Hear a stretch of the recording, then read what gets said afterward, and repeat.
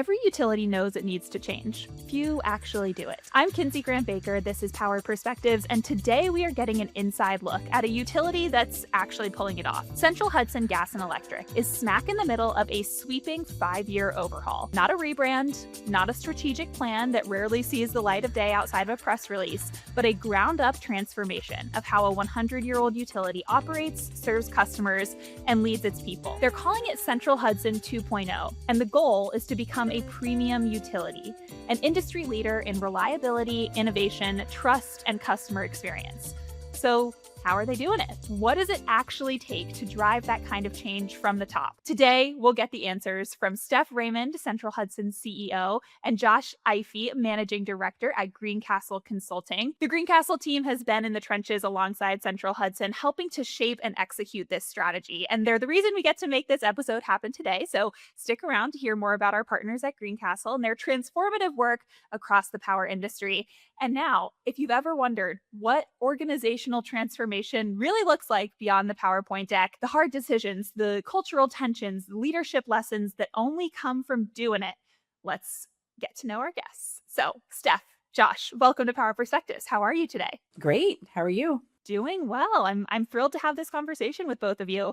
You are together in person. Are you at the Central Hudson office right now? Yeah, we are located in Poughkeepsie, New York. Wonderful. Not too far from where I am today in Manhattan. I am excited for this conversation. We have a lot on deck today, and I think we have a lot to uncover as well. But I want to start with just some brief introduction. So if you don't mind, please introduce yourselves and maybe tell me a little bit more about the roles that you play at your orgs and how you know each other, how you work together. I'm Steph Raymond, President and CEO of Central Hudson Gas and Electric. Central Hudson is a regional utility in the Mid-Hudson Valley, so just outside of New York City and Manhattan. We have about just under 400,000 electric customers, about 80,000 gas customers. Prior to coming here, I spent the last 12 years at a Pennsylvania utility. So, and I've been at Central Hudson now 2 years. I'll let Josh introduce himself and then we'll share how we know each other. Josh Eife. So my role is to lead a team of consultants here, partnering closely with Steph and her leadership team to really execute Central Hudson 2.0. So there's, different ways we're supporting, which we can dive into. But I also worked for Steph at the Pennsylvania utility starting in, I think it was 2019. So it's, started partnering up back then, and it's been a blast working together and being able to support her as she is leading through this. Yeah, it's interesting. My relationship with Greencastle, I was thinking back, it goes back almost 20 years. Mm-hmm. I was at Comcast at some point in my career. I worked in-house at Comcast and had the opportunity to be introduced to one of the founders of Greencastle, Selwyn Evans. And Selwyn is just a fantastic human. And as I moved in my career, I have brought Greencastle along with me. And so it's been a long relationship, and met Josh years ago working at it was PPL where I came from. And I have brought Greencastle along my journey. It has just been a fantastic partnership, and thrilled to have him here helping navigate what we're going through here at Central Hudson. Yeah, and that's what really we're talking about today. What that partnership entails.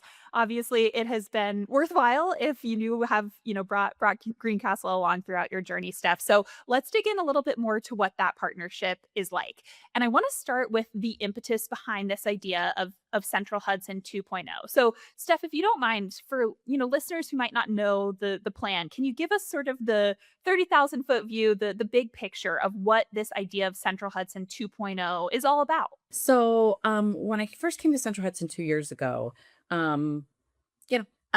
knew we needed not necessarily to change, but I knew we needed to grow and evolve. And so Central Hudson 2.0 really is our roadmap to becoming a premium utility. And what that is one that consistently shows up and delivers for our employees, for our customers, and our stakeholders. So it's not necessarily about changing who we were, but evolving who we were, growing into a new premium utility. And again, I think that is one that's also very measured. We've focused a lot on measuring ourselves and getting ready for, we talk all the time, you hear throughout the industry about energy transition and just what's happening in the space. So That's what it is. It's just getting ourselves ready to turn into the utility of the future. And this idea of turning into the utility of the future is really interesting. I think it the idea maybe of what it means to be a premium utility, I wonder if it has changed at all over the last, decade or so in the power industry. Would you say that that definition has evolved? I really do. So I remember 10 years ago, people were saying, we're going to see more change in the next 10 years than we've seen in the last 100 years. And I think that's even accelerated. So change is happening constantly. It's the one thing that I'm probably most surprised by coming to New York is just how much is changing, like from customer expectations, regulatory and legislative expectations. It's pretty massive. And it does feel like it's accelerating. And you've been Mhm. with me through this journey. What's your view? Yeah, I mean, there's so many problems to solve, and that's why it's awesome to be able to come in and support executives that have to really figure out how to strategize around the changes that are pretty dynamic. And I am by no means an expert in the industry, but being able to have our services come and help the dynamic and complex environment is really like where I've seen it. So I don't like you only have so much energy and ability to focus and learn, right? So like Steph's role and her leadership team is really, navigating those, and then we get to learn from their decision making and then go help pivot and move quick and execute based on, the changes that are ever evolving. Yeah. If I think back and think about what I think the biggest changes are really around customer expectations. So 10 years ago, it was an idea about customers being more connected to their energy needs, being prosumers, whether it was putting batteries or solar. I think what has happened now, our customers' expectations are affordability. It is the affordability crisis is top of mind. It's less about interacting with your energy company and more about can you afford what's happening. So affordability is the thing that has become the headline. And we have a responsibility really to make sure we are supporting our customers in a way that they can thrive and flourish and afford the energy that they need. So I would say that's probably one of the biggest changes, although affordability has always been something top of mind. It's the thing that's really like front and center for us right now. That is 100%. Like everything is around the customer Right. and affordability. Like every decision, even in the other pillars that we might get into here, like everything it goes back to that affordability and customer piece pretty much in 90% Yeah. of what we're doing. And, to the extent that there is any universal experience for people who are leading teams at utilities these days, I feel like this focus on affordability might be as close as we get to something that everybody can understand, can rally behind. It is of the utmost importance to the decisions that are being made across organizations. When we ID this big area for transformation, for change, for what it means to be a premium utility. I'm curious how you might have in those early days of understanding what Central Hudson 2.0 might look like, how you might quantify and qualify, I guess, how transforming in some of these key areas that we'll get into in just a few minutes here might change your business for the better. What kind of measurement was applied here? Was there any sort of, identification of some of the biggest areas for change and transformation beyond just customer experience and affordability? Tell me a little bit about what it looked like to start identifying what some of those key pillars might be for this project. Yeah. So when I first came, it was really important to me that I focused on fact-based outcomes.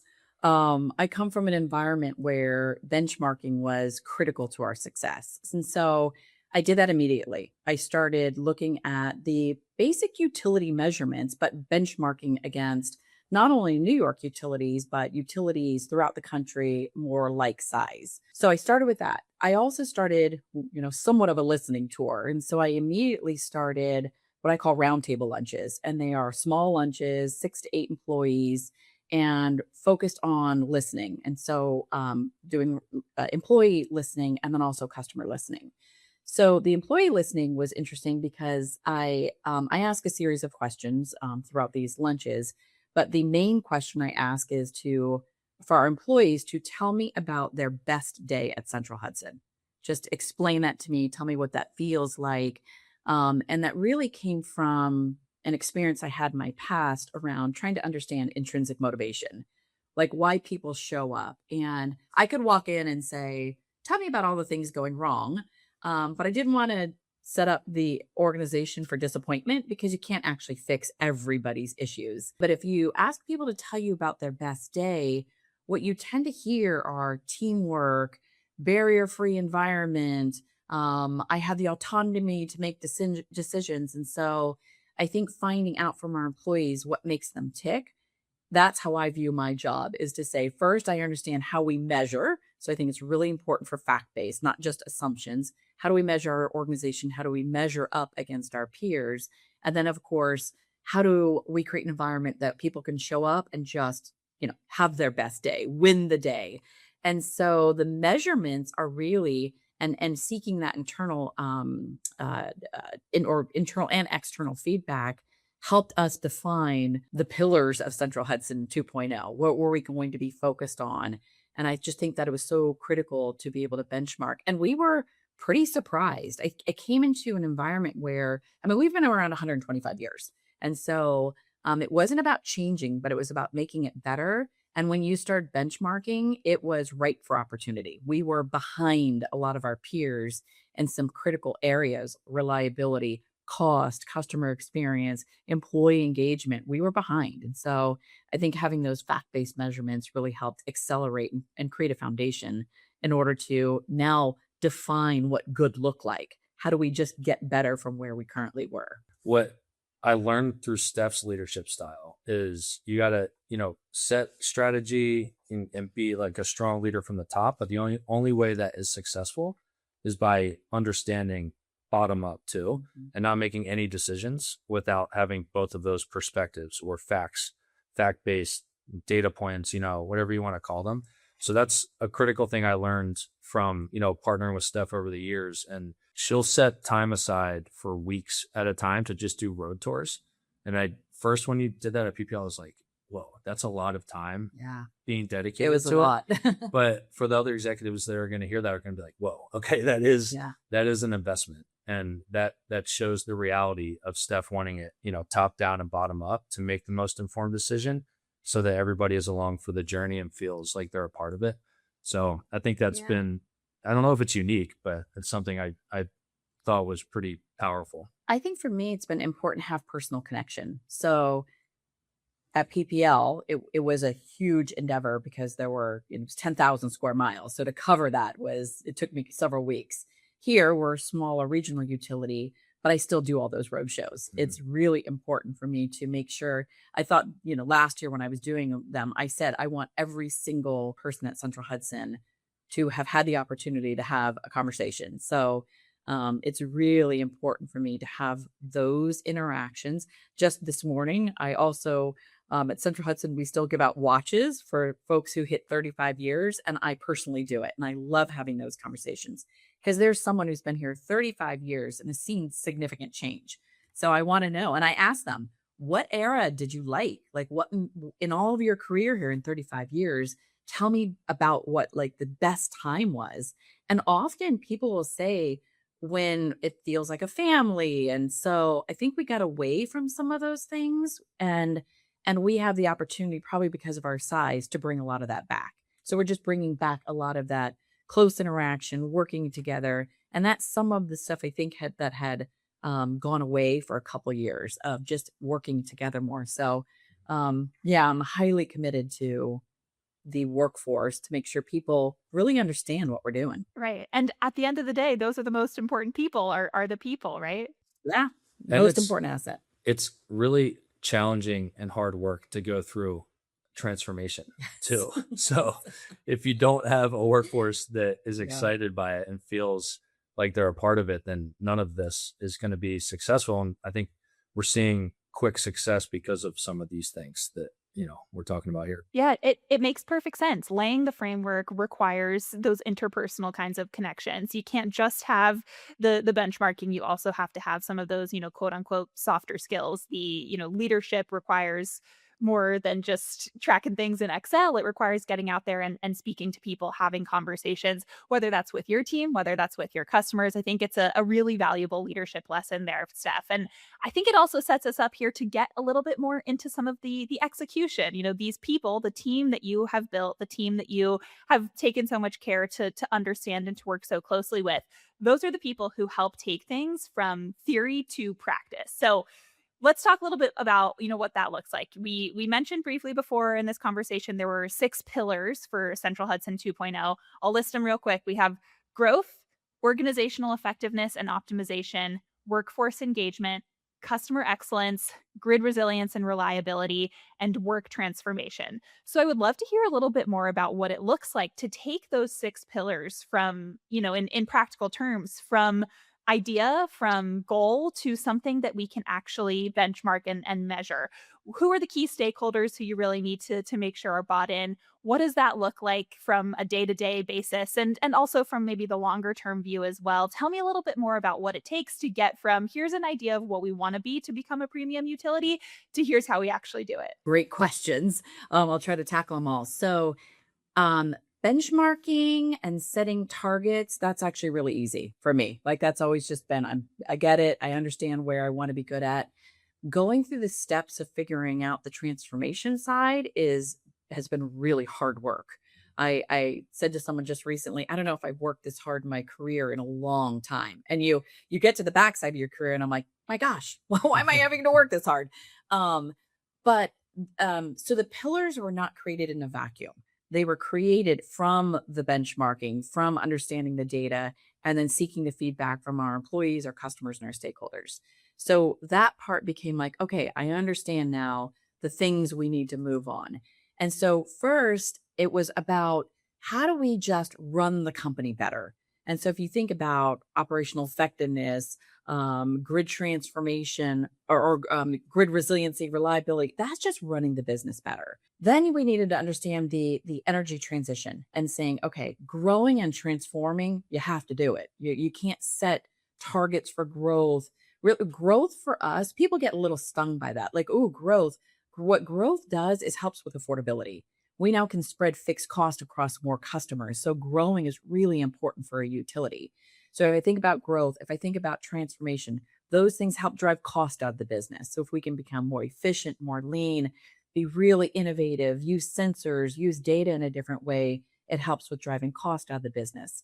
And then the underlying, what goes across all of those are employee engagement and customer excellence.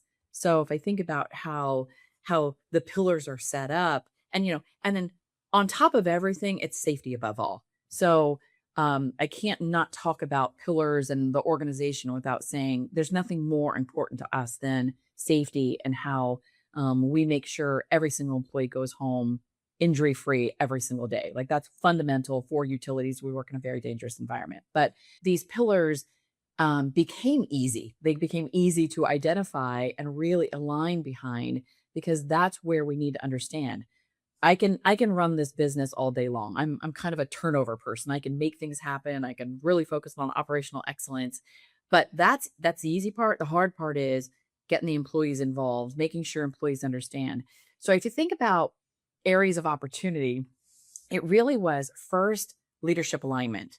We had to make sure the leadership team understood. And so it started with me and my executives. And then over this last year, we brought in all the directors and we spent a lot of time together, hours and hours and hours, to make sure we were aligned, that we could walk out, our messages were the same, people understood it. And we're not perfect. There are days when I'm like, oops, not good that day. And that's okay. Humans make mistakes and we understand that. So leadership alignment.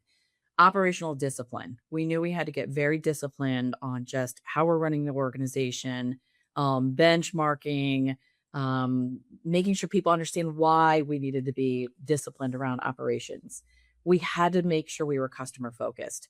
We were coming off a significant billing event that really set our company back.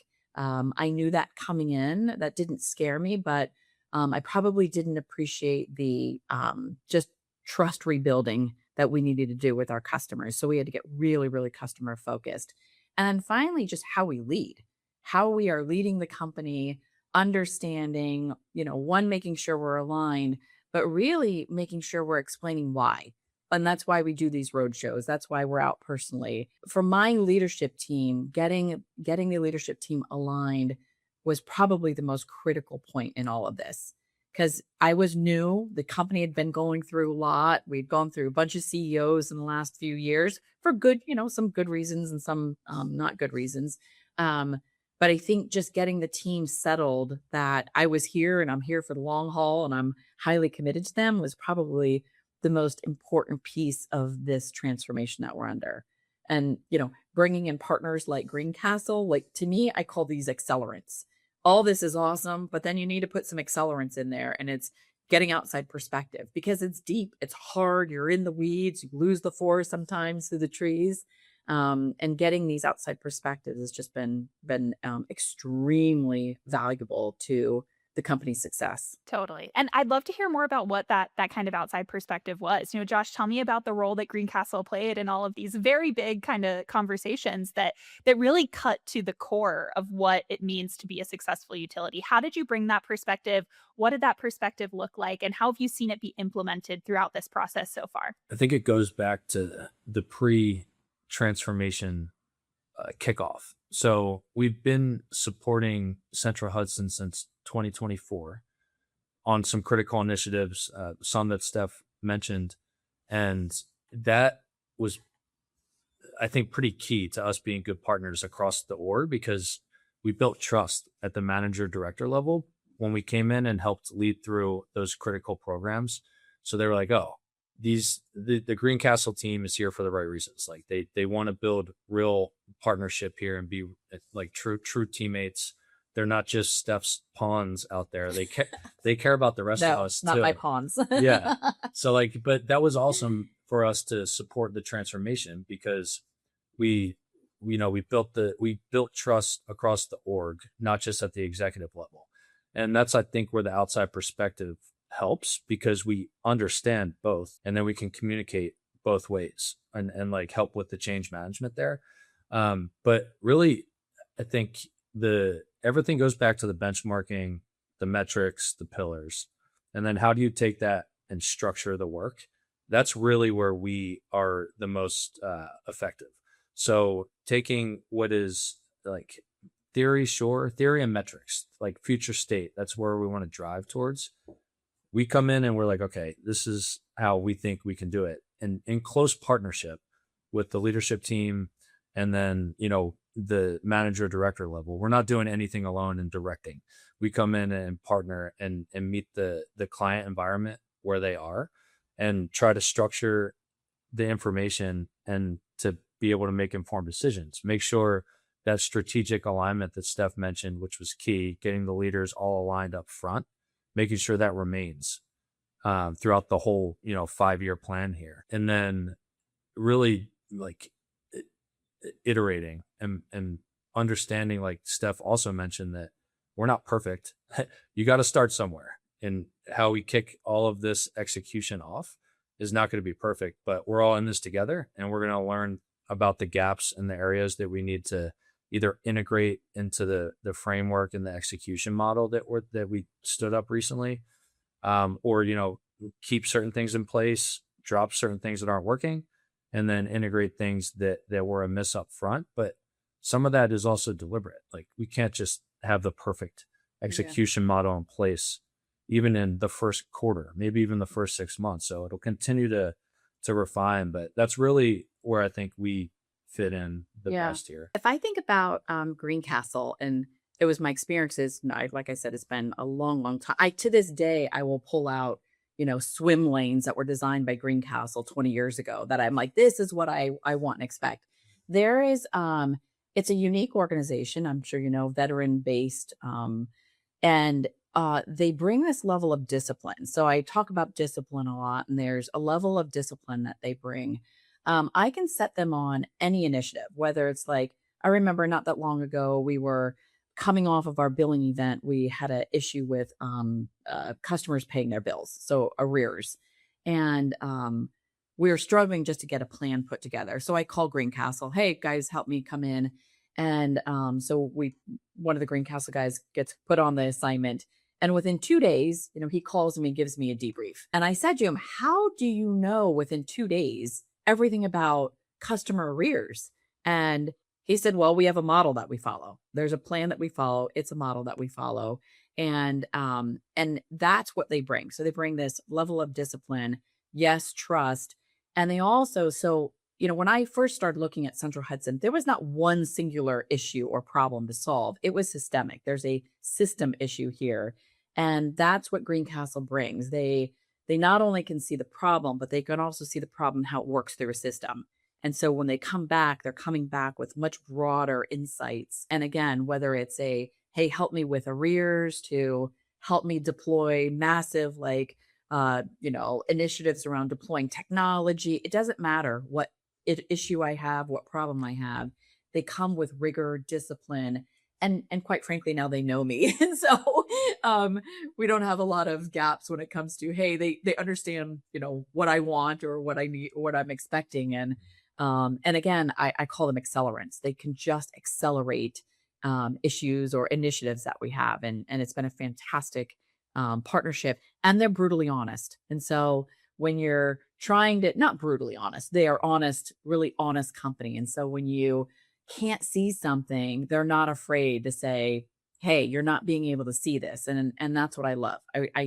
This doesn't work unless you have someone here helping guide you. And so I have a lot of just personal trust in them, that they have my personal best interest, aligned with them also. Steph, I think you bring up a really interesting balance that I'm sure a lot of utility leaders who are managing transformation at their own organizations are also dealing with right now, which is this balance of ambition and realism. We have all of these grand ideas about what we want our businesses to look like, but getting there is not always easy. It's not always a linear path. It requires good partnerships. It requires a great team.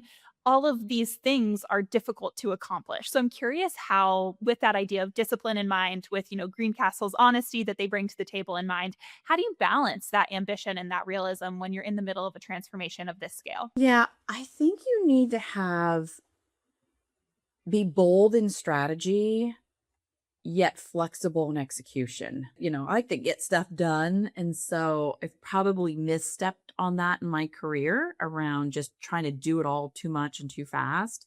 So I feel like we've approached this in a very bold way, but also over enough time. And that's what I've had to message to the employees. I don't expect us to be there tomorrow. Right now it's 5 years. And quite frankly, 5 years is too short. Like, we need to be more thoughtful out 10 years, 15 years. But we've really had to pace this in a way that employees can get behind it, adopt it, not get fatigued. That's some of the stuff we're finding is change fatigue, making sure we're messaging right. But my natural tendency, because I like to really get things done, is one of my values is courage. So I have a lot of courage to be bold.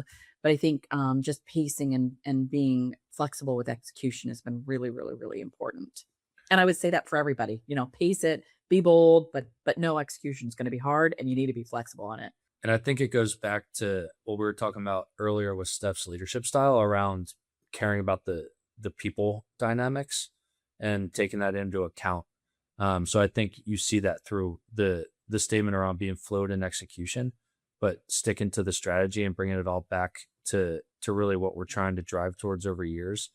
But like the fluid in execution though, like I think we all have a filter for like, this can be fluid, this can't. So there is certain things when executing that you have to have a hard line in the sand on, and it's hard, you can't really pivot off of. So just like stating that, but there is a lot of things that can be fluid and need to be. Yeah. Making the right calls on where you can be flexible and where you can't, I think, is a universal leadership lesson, but certainly one that has a lot of resonance in, a utility industry for an audience like the one that we have here on Power Perspective. So with all of this in mind, you've really gotten the sort of inside look at some of the key priorities, some of the key challenges, some of the surprises that have cropped up over the last year or so of working on this partnership together to get to Central Hudson 2.0. So now that we are sometime into the process, I would love to just get the update. Give me the kind of highlight reel, some of the surprises, some of the, the current status quo of where you are in becoming this premium utility. Talk to me a little bit about the progress so far. Yeah, it has been awesome. So I am, as you know, if I'm sitting here 1 year into it, and looking back, we have made tremendous progress. I feel like our leaders are aligned. We're very disciplined right now. Now, I would say we're early in the journey, but really surprised at the progress we have been able to make. With that, what's been really interesting is we are going through a strategy refresh. And it's not because we had a bad strategy, it's actually because we need to move the goalpost. There are areas that we said, okay, in 5 years we want to get there. And as we look back, we know we're going to get there earlier. And so we're changing our strategy to say we thought, okay, maybe we'll try to get to first quartile in reliability by 2030. And then over this last year, we became concerned that that may cost us too much. And so affordability needed to be brought into that conversation. What we realized, because we went back and we've just done really strong work around reliability this year, we'll actually meet our reliability targets earlier without the capital investments that we thought we needed to make. And so we're going through right now, I'm calling it a strategy stress test, and we're looking at every single pillar. We're making sure the pillars are defined right. We're making sure they're not confusing. I got to the point I felt like a couple pillars sounded the same. We're challenging that. We're bringing safety into our pillar strategy much stronger.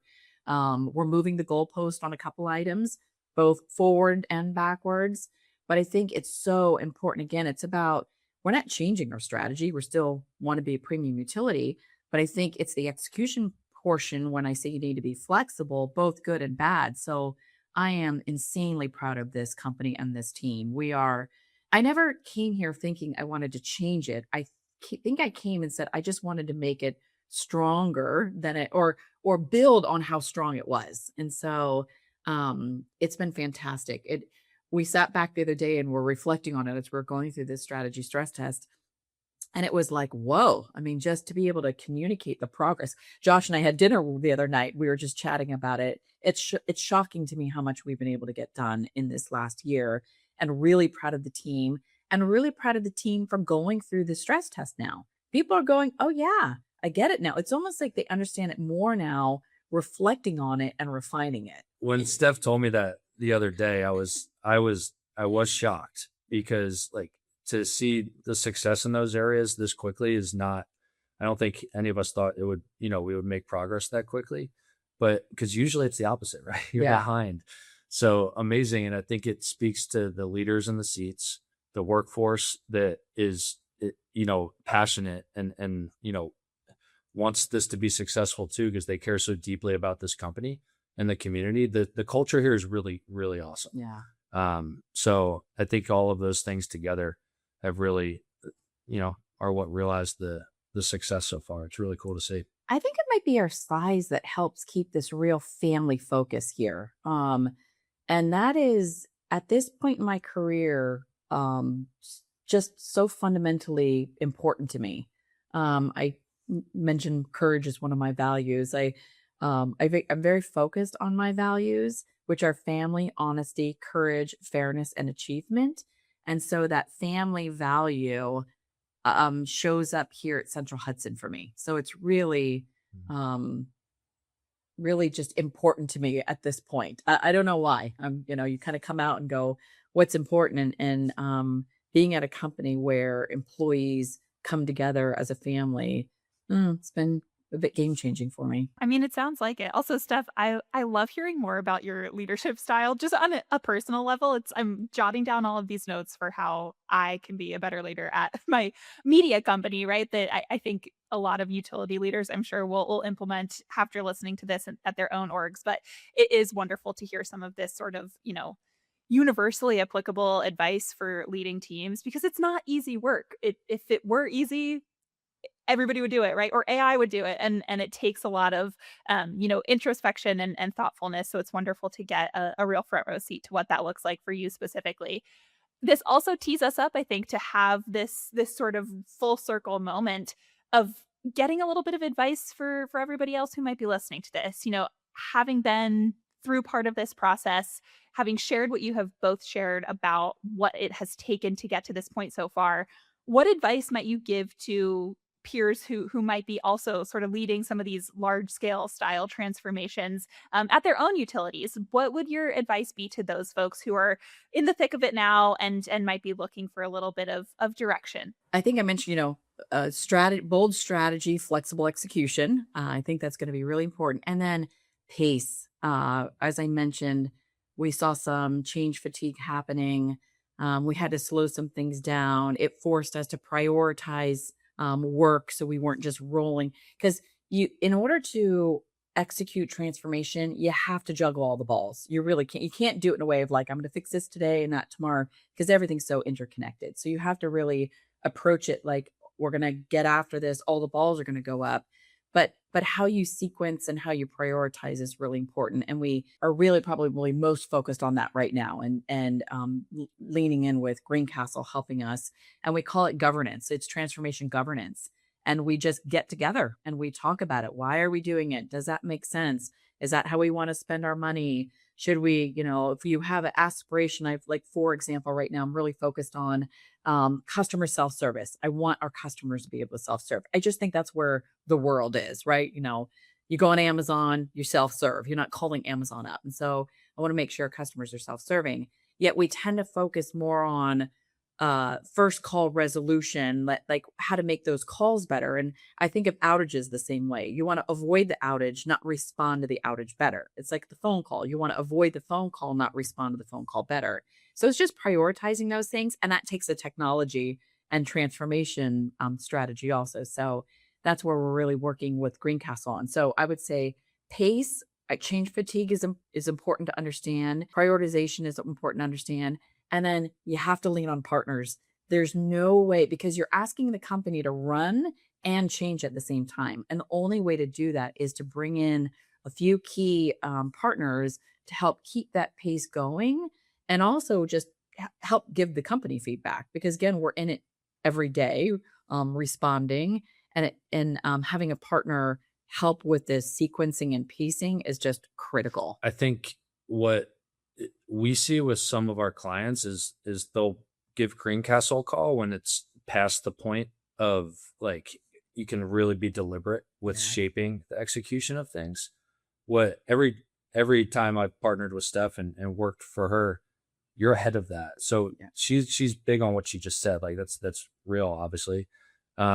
Because I think you need to strategically bring in the right team, whether it's internal or external, before that key inflection point where the strategy is activated and now everyone's, running to the finish line or starting the marathon, really. Because, it's a lot of years to go into this type of work. So I don't know. I feel weird giving advice to this audience, but that the thought I have is timing up the right, team to be postured successfully for execution. That is like key.